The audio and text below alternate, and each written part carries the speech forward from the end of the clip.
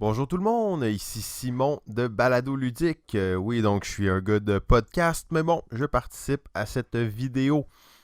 Mon coup de cœur du mois de janvier, c'est ReWorld, un jeu de Kessling et Kramer, deux titans du jeu allemand là, qui nous ont livré plusieurs chefs-d'œuvre, dont la trilogie des masques au début, fin des années 90-2000.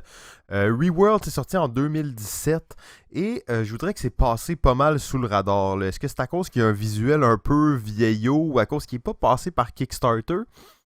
C'est dur à dire, mais moi de mon côté, je pense que c'est surtout parce que la nouvelle génération de joueurs n'a que faire des auteurs du passé. Pourtant, c'est pas parce que c'est un jeu qui a eu peu de couverture qui est pas excellent. ReWorld, c'est un jeu unique qui ne suit aucune des tendances de l'époque. C'est un jeu qui a vraiment peu de comparables. Dans le jeu, les joueuses ont la tâche de terraformer une nouvelle planète pour y envoyer les survivants de l'humanité.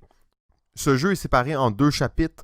Lors de la première partie, les joueuses vont remplir leur vaisseau mère avec différents modules.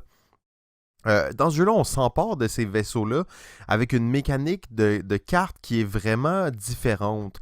Oui, ok, on a une main de cartes, on joue des cartes, mais ça reste que c'est assez inusité la façon dont on va s'emparer des différents modules en jouant les cartes. Et surtout, l'ordre dans lequel les joueuses vont prendre les modules et les mettre dans leur vaisseau mère est très important parce que ça dicte l'ordre dans lequel on va les décharger dans la phase suivante. C'est un concept de pile. En fait, donc, en programmation, on va dire un stack. Donc, les premiers modules qui ont été ajoutés vont être les derniers à être joués. Lors du deuxième chapitre de la partie, donc la partie est séparée en deux chapitres, les joueuses vont décharger les modules sur la nouvelle planète pour créer des villes et des industries. En fait, il y a une espèce de course aussi à ce moment-là, parce qu'on va aller chercher des bonus de population dans différentes catégories. Exemple, la première à créer une ville d'une telle taille ou la première à décharger une rangée complète de son vaisseau vont recevoir des bonus. Donc, il y a une espèce d'aspect de course à ce moment-là. ReWorld, c'est un jeu d'une durée d'environ 1 heure, qui n'est pas très compliqué à comprendre, mais qui est très difficile à maîtriser. En fait, c'est une course et une compétition avec les autres, bien entendu, mais il y a aussi une espèce d'aspect de puzzle dans le jeu qui fait qu'il faut vraiment bien penser à sa stratégie. En fait, comme je vous disais, la mécanique de pile, de stack, là, c'est vraiment inusité, puis ça demande beaucoup de réflexion. Il faut être capable de voir à long terme et optimiser sa stratégie.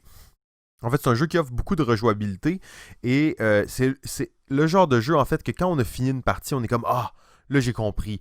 Et on veut recommencer tout de suite après pour améliorer son score et, bien entendu, améliorer son plan. Donc, c'est un jeu qui est excellent, mais qui est difficile à catégoriser. Je vous recommande vraiment de l'essayer, surtout à 3 ou 4 joueurs. À 2, c'est quand même très bon, mais le feel est très différent. Donc, c'était mon coup de cœur du mois de janvier 2020. ReWorld, un jeu en 2 chapitres de Kramer et Kessling.